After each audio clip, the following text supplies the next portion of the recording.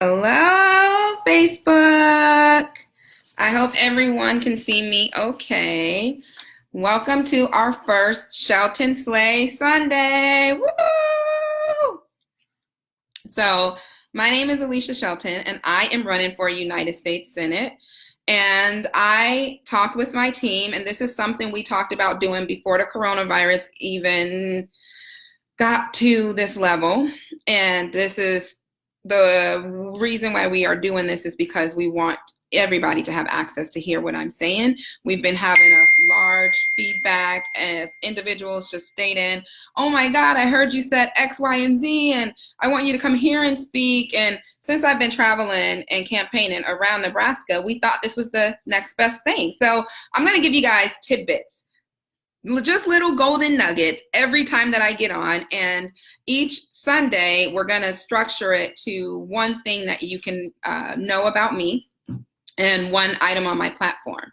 So today, I am going to talk about the gun violence because that's part of what motivated me to get into this, to even run for office.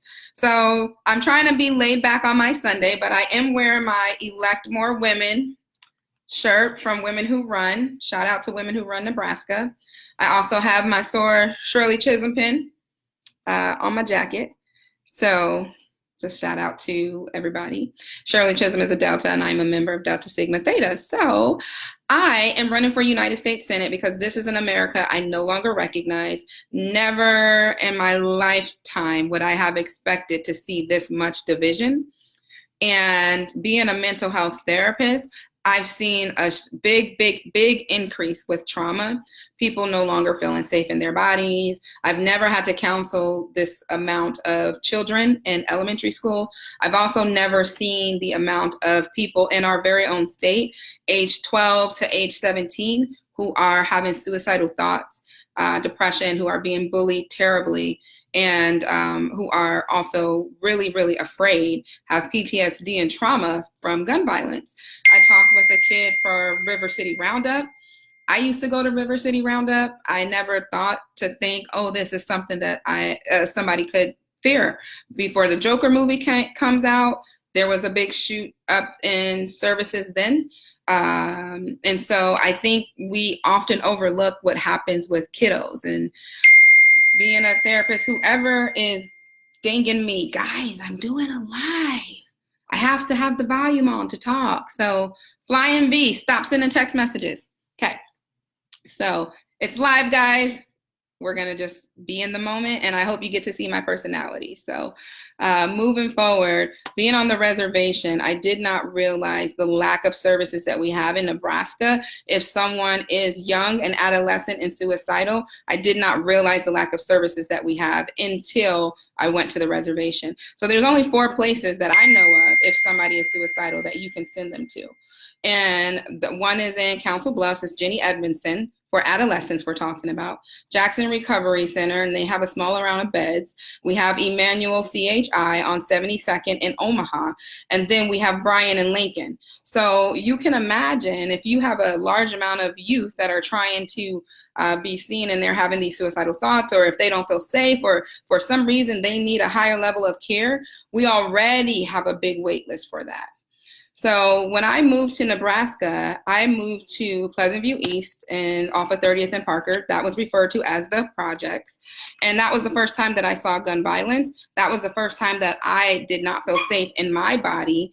At 12 years old, I remember being around drive-bys. I didn't even know it was a drive-by. I thought it was firecrackers, y'all. So it took my older brother telling me, hey, we have to get down. This isn't safe. So school became my safe place. And I ended up really focusing on school. Education became my way out. I knew that if I could make it to my bus stop every day, that I could use my education to be successful. Why am I giving you guys this backstory? Well, in 2018, 2 United States senators, 3 days after a dog died in the overhead bin on the United Airlines flight, they introduced a bill to the Senate floor. This bill was to implement FAA regulations so that another animal would never die on an aircraft. While I love animals, and you guys know I have my dogs Charlie and Snoopy, and they are my babies, how wonderful would it be if we can move this quickly for students, for our teachers, for our loved ones. So in 2019, we had 417 mass shootings. We have kiddos who are traumatized from the active shooter drills, and this is what our world has come to. So this is one item on my platform, Reducing the Gun Violence. How am I talking about this? How am I even proposing that we do this? The very first thing is I think we need parental controls, guys.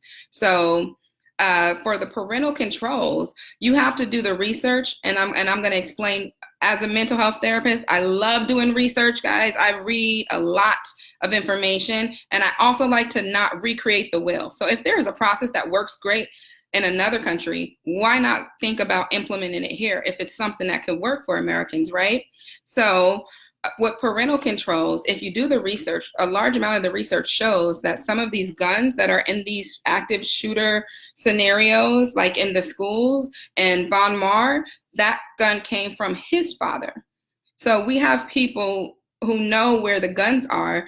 And if you're an adolescent, your brain, your frontal lobe is not even fully developed.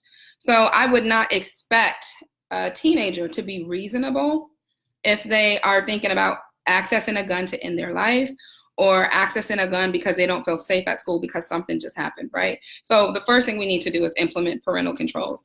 The second thing is, if we can't talk about agreeing and working across party lines to extend background checks, then let's work a different way. Let's talk to the manufacturer and ask them to do smart guns. Germany has smart guns, and they have them even on their assault rifles, where you have to have a fingerprint.